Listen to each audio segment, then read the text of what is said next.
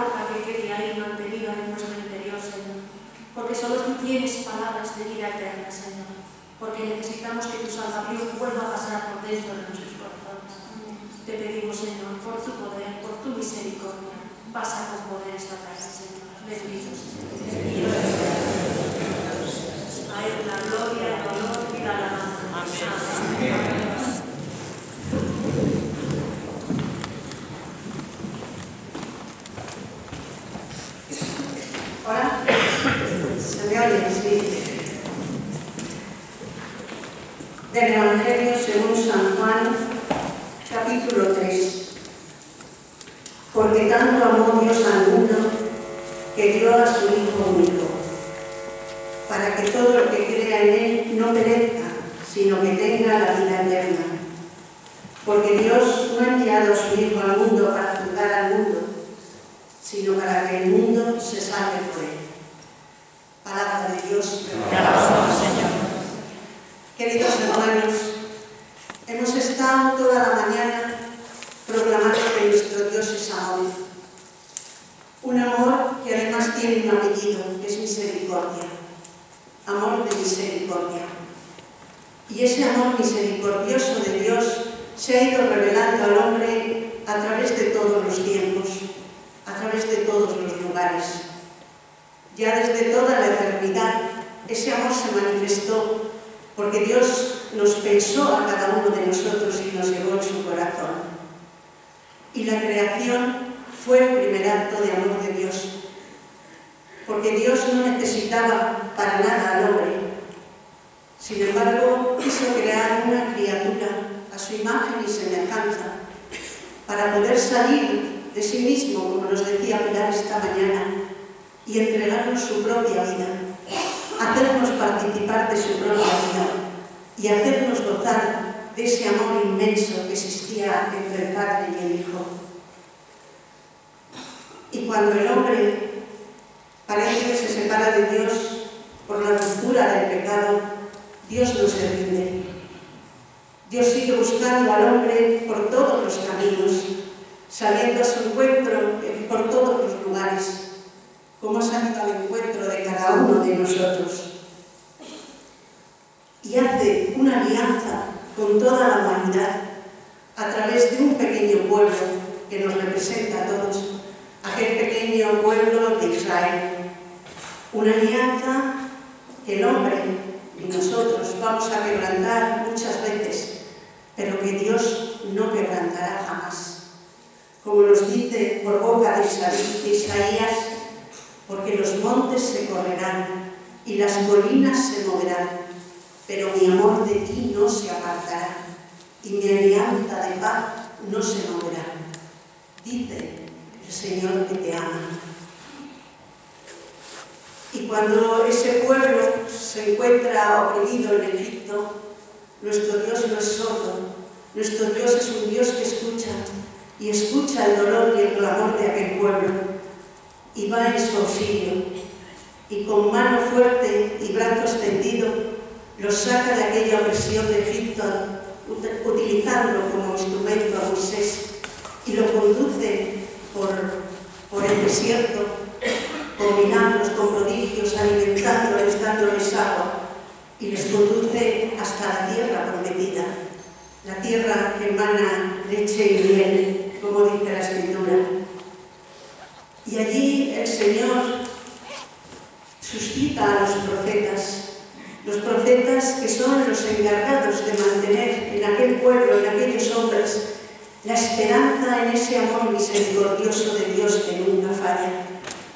Y vemos durante toda la Escritura del Antiguo Testamento los hechos de amor de Dios y las frases de amor de Dios. Todos las conocemos, todos nos han tocado el corazón, a pesar de que sean del Antiguo Testamento, como aquella de Isaías que dice: no temas, que yo te he rescatado, te he llamado por tu nombre y eres mío, eres de mi propiedad. O aquella otra que dice: ¿puede una madre olvidar a su niño de pecho sin compadecerse del hijo de sus entrañas? Pues aunque ella te olvide, yo no te olvidaré, porque te llevo tatuado en las palmas de mis manos. A cada uno de nosotros nos lleva el Señor tatuados en las palmas de sus manos. O aquella otra que dice: ¿cómo podré abandonarte? ¿O cómo podré castigarte? Si mi corazón se estremece por ti y mis entrañas se conmueven de amor por ti. O aquella otra de Jeremías que dice: con amor eterno te he amado, por eso he prolongado mi misericordia contigo. Esa misericordia de Dios que se prolonga, que se prolongó desde el día que nos pensó y se sigue prolongando en nuestras vidas hasta el día de hoy. O esa otra palabra que nos ha recordado nuestra hermana Pilar esta mañana, que nos habla de boda, la boda que Dios hace con la humanidad, que Dios hace con cada uno de nosotros. Con amor me desposaré contigo para siempre, me desposaré contigo en justicia y en derecho, me desposaré contigo en misericordia y en ternura, me desposaré contigo en fidelidad, y tú conocerás a Yahvé. Qué frases más hermosas, ¿no? Que parece que tendrían que cambiar el corazón de cualquier hombre, de nuestro propio corazón. Y sin embargo, como dice también la palabra, parece que el hombre es duro de servir y que no acaba de acoger, ni de entender, ni de vivir, ni los hechos de amor de Dios, ni las palabras de amor de Dios. Y entonces sucede lo que hemos leído. El padre, a ver que no acogía de verdad ni sus hechos, ni sus palabras, nos manda su propia misericordia hecha carne. Su propia misericordia hecha carne, que es su Hijo Jesús, lo más grande que el Padre tiene. Ya no puede darnos más. Jesús es el rostro de misericordia del Padre, hecho uno de nosotros para salvarnos al precio de su sangre que lava nuestros pecados, y para justificarnos por su resurrección, por ese amor, esa fuerza del Espíritu que no le deja permanecer entre los muertos, sino hace que viva para siempre. Jesús es el único revelador de Dios. Dios es una palabra grande, pero el único que nos ha revelado quién es nuestro Dios ha sido Jesús. Él mismo lo dice: nadie conoce al Padre, solo yo, que soy el Hijo, y aquellos a los que Dios se lo quiera mostrar, se lo quiera revelar. ¿Y cómo es el Dios que nos revela a Jesús? Pues el Dios que nos revela a Jesús en el Nuevo Testamento no es un Dios teórico, no es un Dios filosófico, es una experiencia viva de un Dios vivo. Un Dios vivo que actúa, un Dios vivo que ama, un Dios vivo que salva, un Dios vivo que perdona, un Dios vivo que interviene en la vida de sus hijos. En segundo lugar, el Dios que nos presenta a Jesús es el Dios de la alianza que había hecho con la humanidad en el Antiguo Testamento, y es el Dios de la promesa, de esa promesa de salvación, de que ha enviado a su Hijo no para condenar al mundo, sino para salvarlo. Es un Dios que viene siempre, que está viniendo continuamente y que tira de nuestra vida, que tira de nuestro presente hacia ese futuro que nos espera en la eternidad, cuando estemos ya gozando con Él. En tercer lugar, el Dios que nos revela a Jesús es un Dios para el hombre. No es un Dios como los dioses paganos que exigían sacrificios humanos, que exigían que se les honrara con... Es un Dios que viene para el hombre, es un Dios de bondad, es un Dios de ternura, es un Dios de benignidad, es un Dios que no viene a esclavizar al hombre, viene a liberarle, viene a darle plenitud y viene a darle la auténtica libertad. Decía San Francisco de Asís: yo soy libre porque mi amo es Dios. Cuanto más cerca esté un hombre de Dios, cuanto más esté en su voluntad, más hombre es y más libre es. Y porque es un Dios liberador, el Dios que nos revela a Jesús es el Dios de la gracia y no es el Dios de la ley. El Dios que nos muestra a Jesús, en este pasaje lo vemos claramente que estamos mirando hoy, no es el Dios de los sacrificios, del culto, de los ritos, del templo. Es el Dios que somete todas las cosas, todas las leyes al amor. Es el Dios que viene a liberar, a regalar la salvación. Es el Dios que hace salir el sol sobre buenos y sobre malos, que hace llover sobre justos y sobre injustos, porque su corazón está cerca de todos los hombres. Está cerca de cada uno de nosotros, está cerca de cada uno de los pecadores. Y especialmente está cerca de los más pobres, de los más desfavorecidos.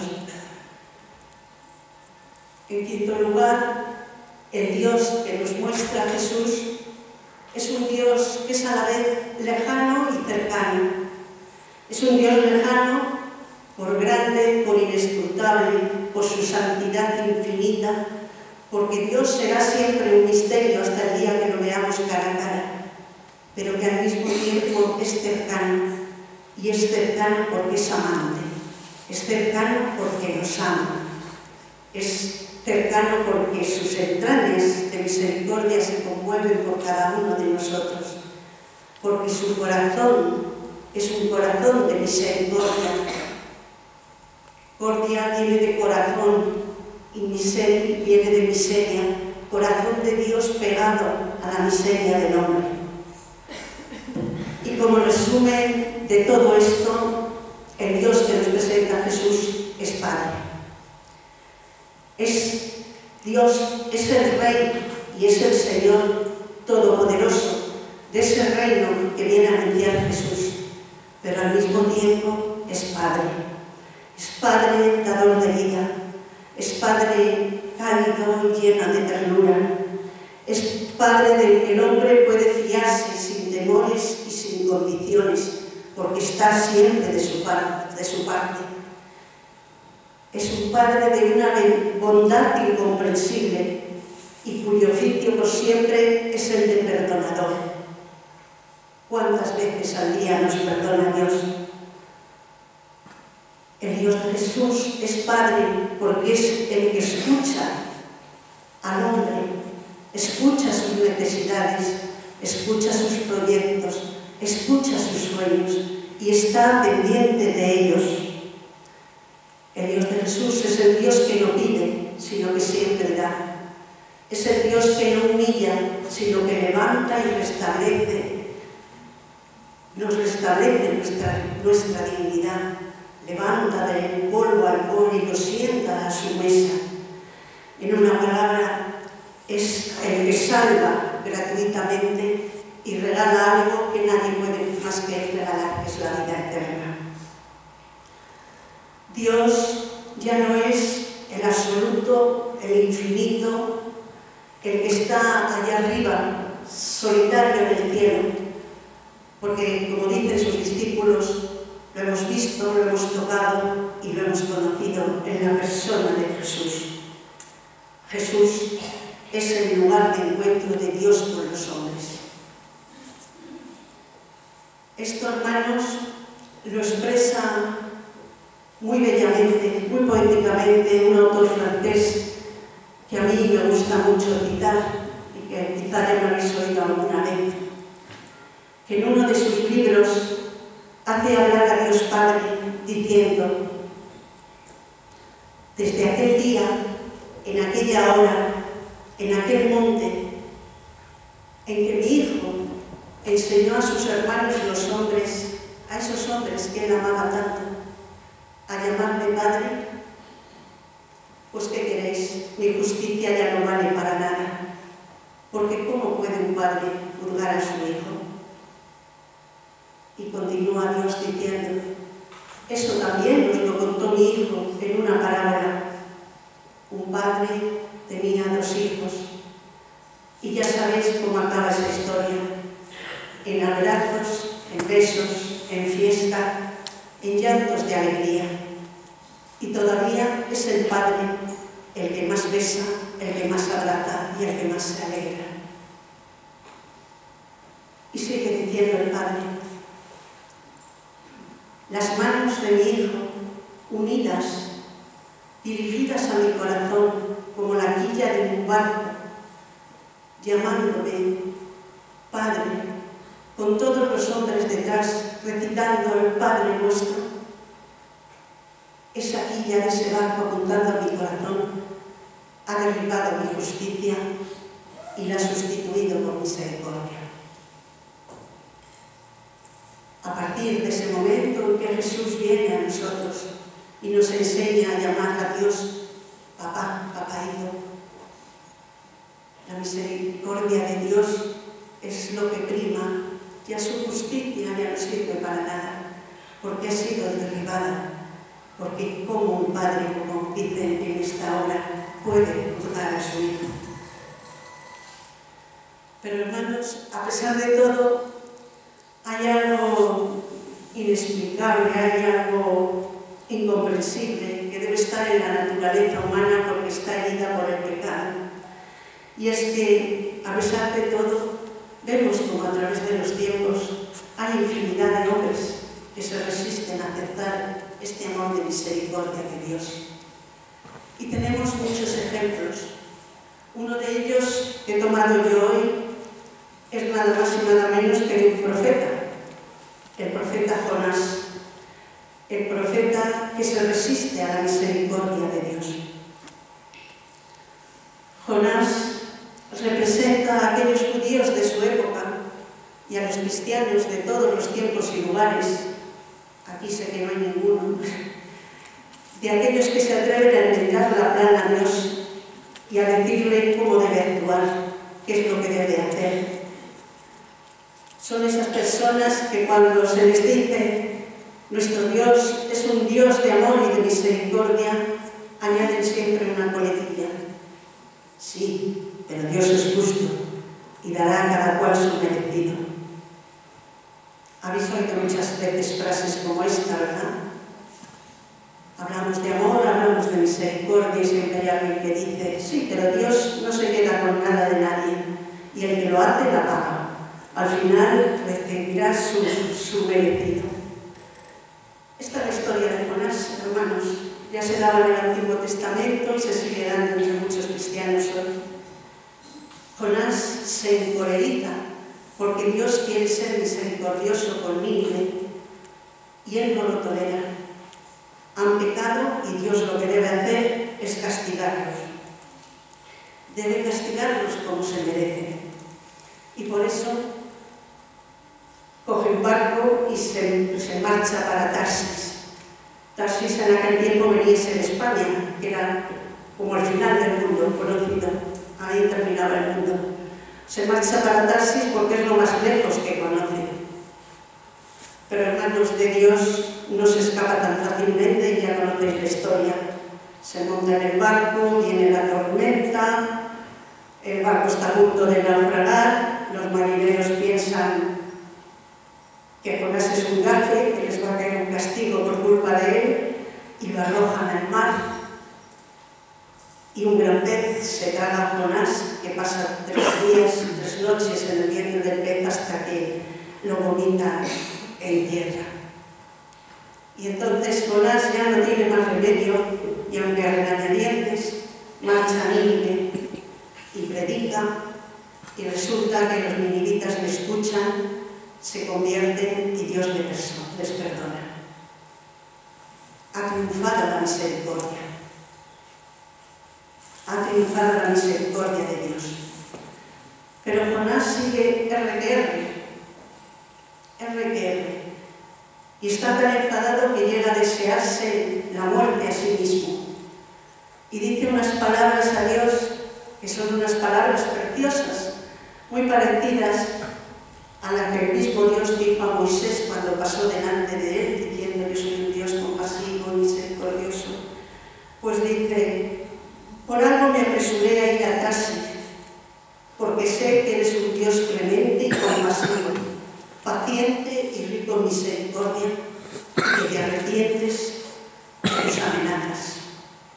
Y resulta que lo dice no como un halago, no como una alabanza, sino como un reproche, porque él hubiera querido que castigara a Nínive por sus pecados. Él quería el castigo, no el perdón.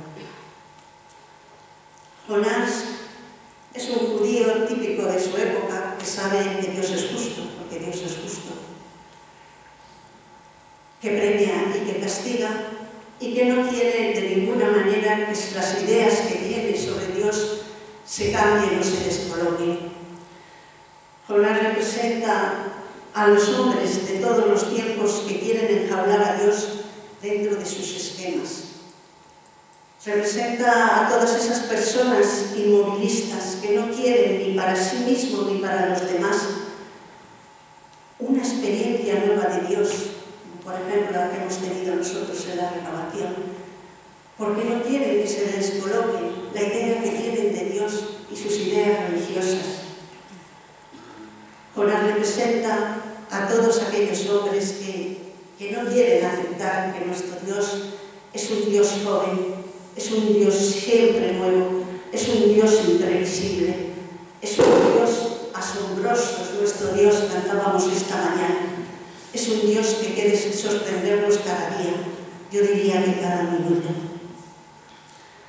Jonás es duro de corazón y es rebelde, pero no logra desbaratar los planes de Dios, que por medio de él y a pesar de él, anuncia que su misericordia es mucho más grande que cualquier pecado, incluso el pecado de una ciudad como Nínive, la ciudad maldita y aborrecida por sus grandes pecados. Y Jesús en dos pasajes del Evangelio de Mateo, Mateo 12 y Mateo 16, cita dos veces el signo de Jonás. Cuando los fariseos quieren tentarle pidiéndole un signo, pues haznos un signo para que te creamos, Jesús les contesta: generación adúltera y maldita, no se os dará más signo que el signo de Jonás. Y podemos preguntarnos, ¿cuál es el signo de Jonás? Pues el signo de Jonás tiene varios contenidos.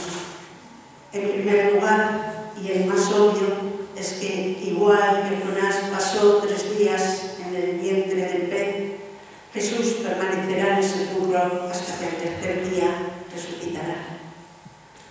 El segundo contenido es este que os acabo de decir, que la misericordia de Dios es más grande y más poderosa que cualquier pecado que podamos pensar que es el más terrible. Y podemos pensar en unas situaciones actuales muy terribles que estamos viviendo. La misericordia de Dios es más poderosa y como puede triunfar en Nínive, puede triunfar en los terroristas del ISIS. En tercer lugar, vemos que el signo de Jonás representa que los que están aferrados a la ley, los que están aferrados a sus propias ideas, no pueden acoger la misericordia. Los judíos, Jonás, no puede acoger esa misericordia de Dios, mientras que los pecadores de Nínive sí la acogen.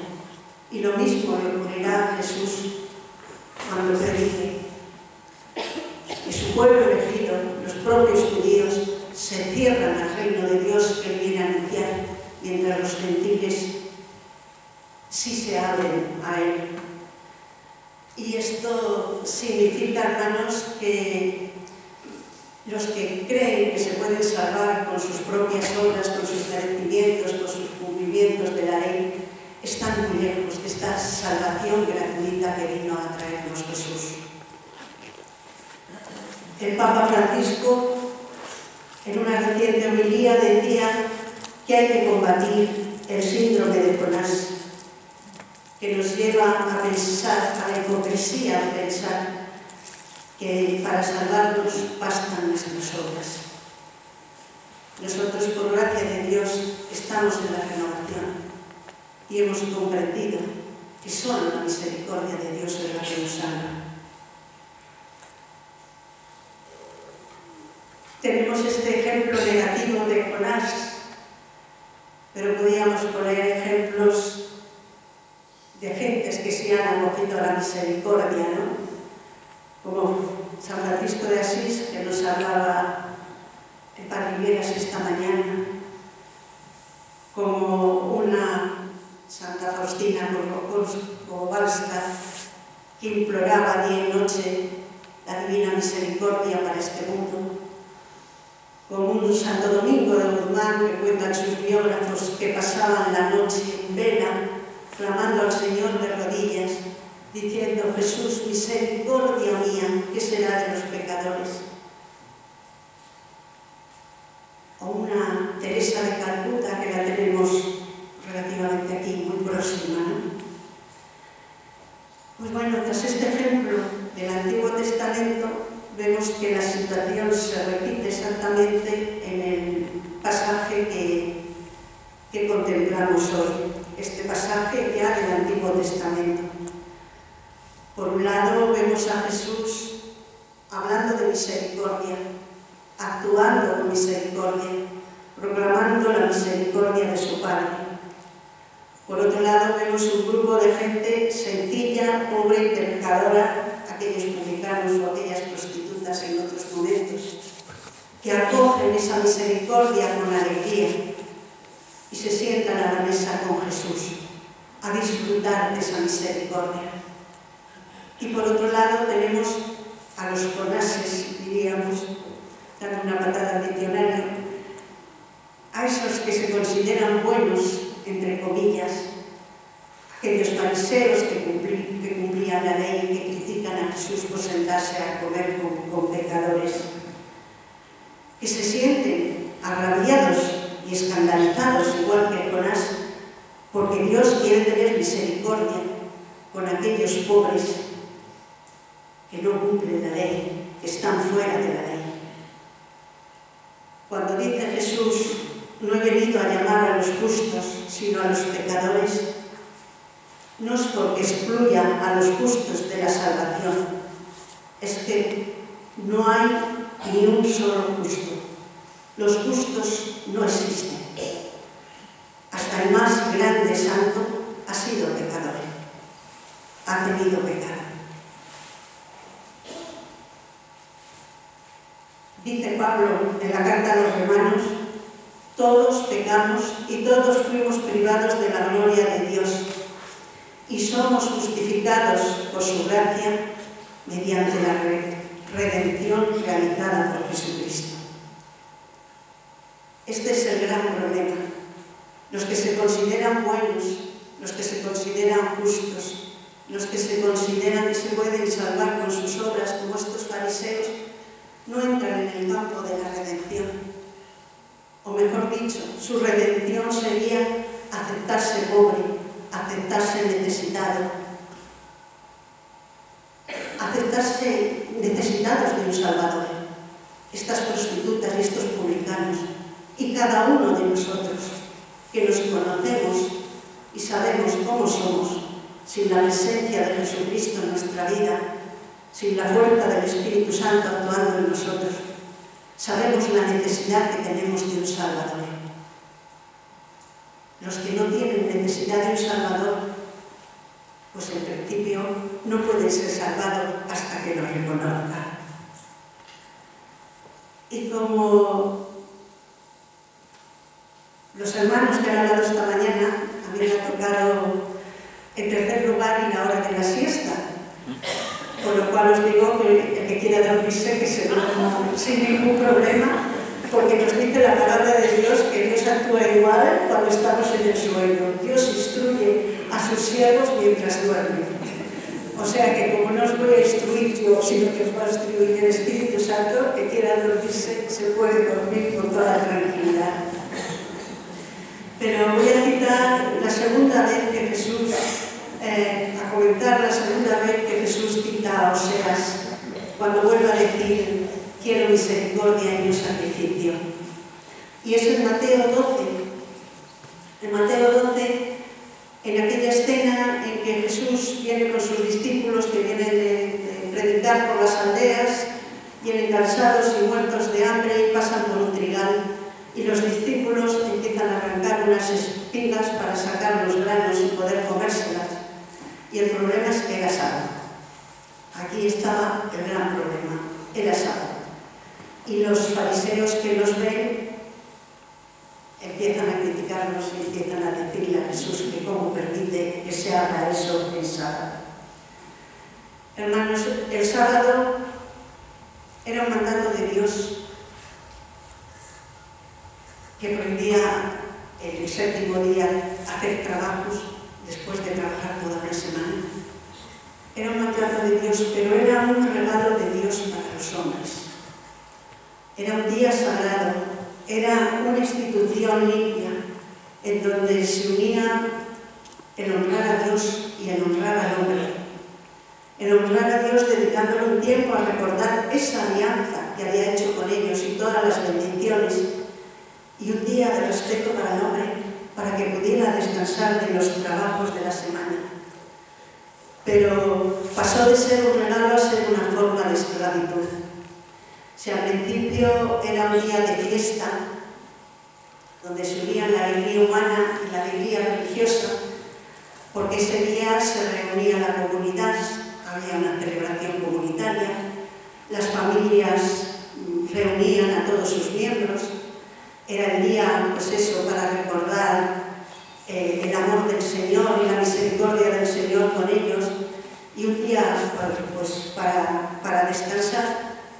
Pues los fariseos fueron tejiendo una red de prescripciones, de preceptos, enredándolo tanto que al extremo de que al final había 2 libros completos sobre el sábado, con prohibiciones sobre el sábado, divididas en 39 grupos de cosas que estaban prohibidas hacer el sábado.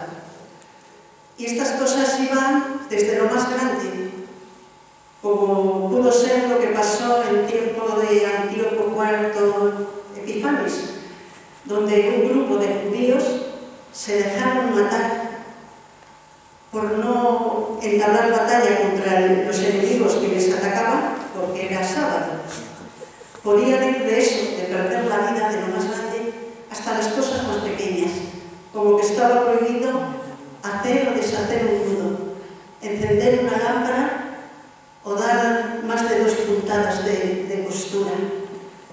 Incluso cosas más graves, como era curar una herida, atender a una persona herida, a no ser que hubiera peligro inminente de muerte.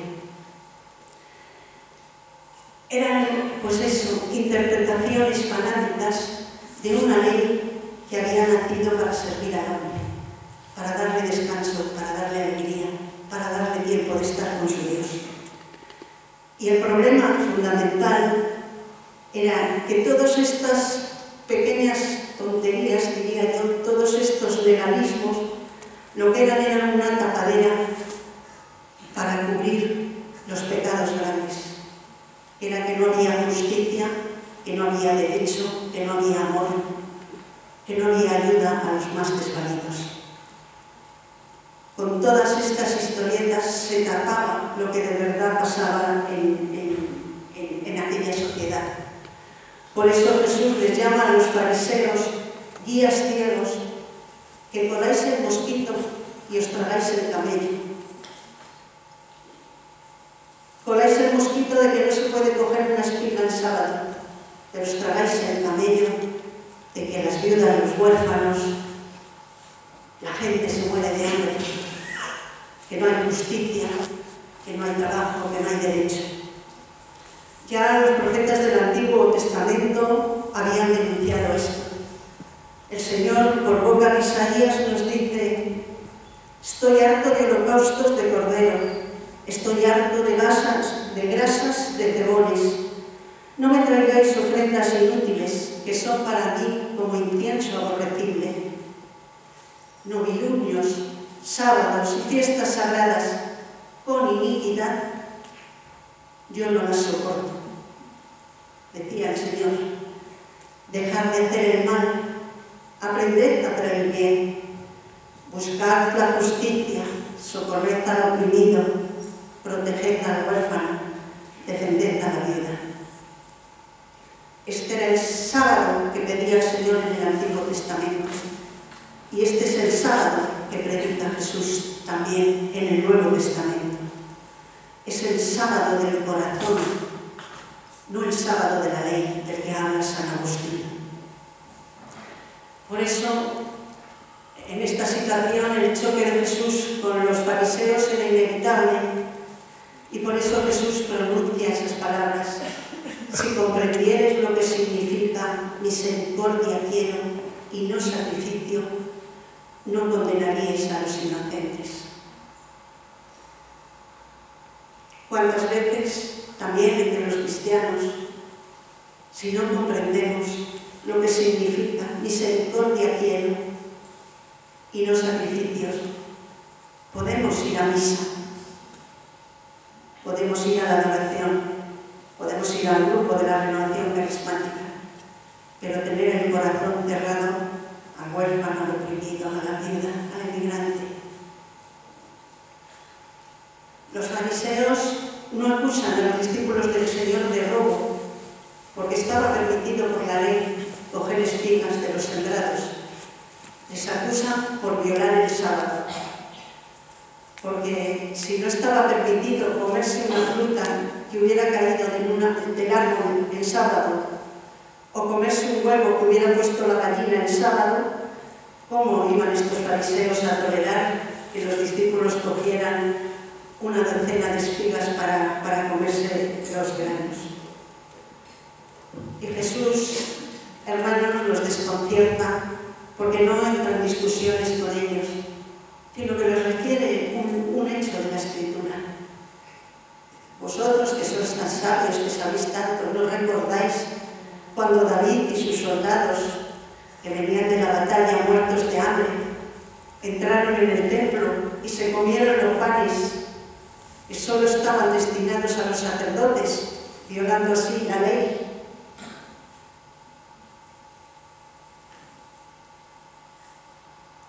Jesús dice, ¿y no sabéis que los sacerdotes en el templo no quebrantan el sábado? Pues Jesús viene a decirnos que Él es más que el templo, que Él es más que David y que Él está por encima de todo lo legislado por el hombre. Él se proclama a sí mismo el Señor del sábado, porque Jesús no puede permitir que en el día de Dios, en el día dedicado a su Padre, en el día dedicado al Padre de la Misericordia,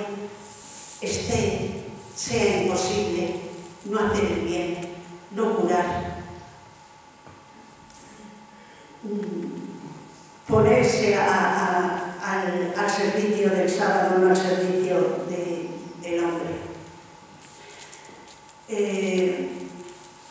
Después de esto, a continuación de esto, vemos que Jesús entra en una sinagoga a predicar que allá hay un hombre que tiene una mano paralizada. Y sucede lo mismo. Los fariseos vuelven a tentarle diciendo, ¿se puede curar en el sábado? Y ya hemos oído, que os lo he dicho antes, que estaba expresamente prohibido curar el sábado. Y Jesús contesta con hechos, le pide al hombre que está con la mano paralizada que se acerque y le pide que extienda la mano y el hombre queda curado. Y les dice, si alguno de vosotros tiene una oveja que cae en una zanja, no la agarra y la saca para no perder la oveja. Pues mucho más vale un hombre que una oveja. Hay varios milagros de Jesús que, aunque son sanaciones, como cuando cura al paralítico que llevaba 38 años, me parece que era, con su camilla en la piscina de Bethsaida, esperando que alguien le tirara al agua de una forma supersticiosa para ver si se sanaba, y le cura, es otra curación el sábado. Y Jesús, en ese momento, aparte de su corazón de misericordia de sanar a una persona enferma, lo que está combatiendo es ese legalismo, es esas leyes, es esas normas que permiten que el sábado esté por encima del hombre y que la ley esté por encima de la misericordia. La gente sencilla, cuando ve estos milagros, reconoce el poder de Jesús, reconoce que el poder de Dios está con ellos. Sin embargo, los fariseos siguen ciegos. No quieren ver, no es que no vean, es que no quieren ver.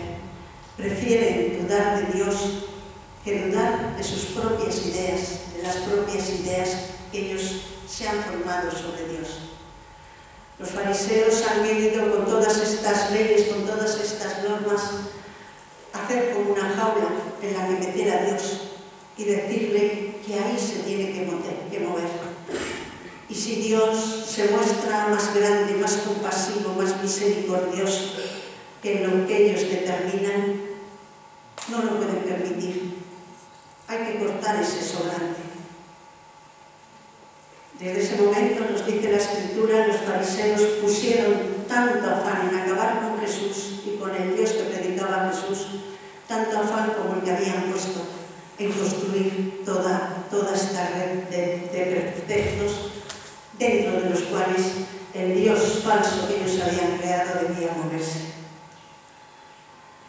manos, hoy damos gracias al Señor. Damos gracias al Señor de todo corazón, porque por pura gracia, por puro regalo, nosotros aquí en la renovación podemos decirle al Señor: Señor, yo sí he comprendido lo que significa misericordia quiero y no sacrificios. Y lo hemos comprendido, hermanos, porque nos hemos sabido pobres, porque nos seguimos sabiendo pobres, pequeños, débiles, pecadores, necesitados de Dios, necesitados de su salvación, necesitados de vivir de su misericordia. Y por pura gracia acogemos, vamos acogiendo cada día ese amor, esa misericordia, esa gracia que se nos va regalando día a día y que nos va transformando. Y por eso, dentro de un momento, igual que aquellas prostitutas y aquellos fariseos, y aquellos publicanos, nos sentaremos a la mesa con Él y cenaremos con Él en la Eucaristía. Pero cuidado, nuestro querido hermano Pedro Reñero decía que deberíamos estar muy atentos, porque dentro de cada uno de nosotros habitaba escondido, camuflado, un pequeño fariseo.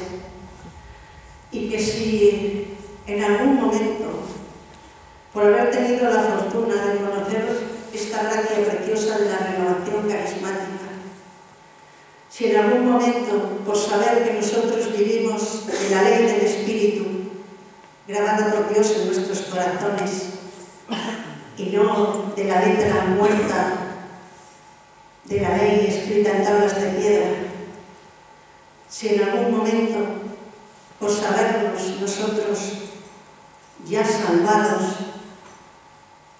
amados gratuitamente y salvados gratuitamente, si porque sabemos alabar al Señor con todo el corazón, con toda el alma, con todo el cuerpo, si en algún momento por eso pensamos que somos un poco mejores que otros cristianos, pensamos que somos un poco mejores a lo mejor que esos otros hermanos que tenemos en la parroquia, a los que consideramos un poco aburridos y un poco tristes.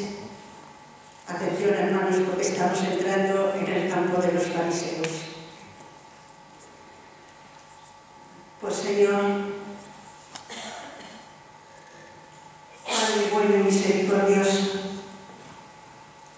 en esta tarde nos ponemos delante de ti con toda nuestra pobreza, con toda nuestra necesidad, con todo nuestro desvalimiento, sabiendo que así de pequeños y de pobres somos amados infinitamente por ti sin condiciones.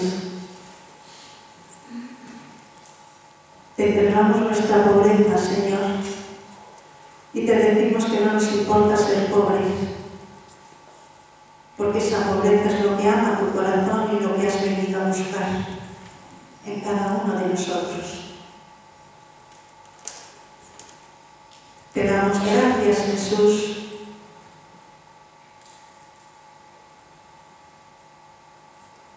por habernos mostrado el rostro de misericordia del Padre. Te damos gracias, Jesús,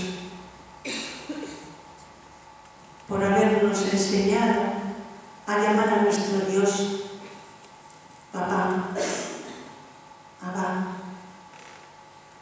Te damos gracias, Jesús, porque tú, el Hijo único, has querido compartir a tu Padre con cada uno de nosotros.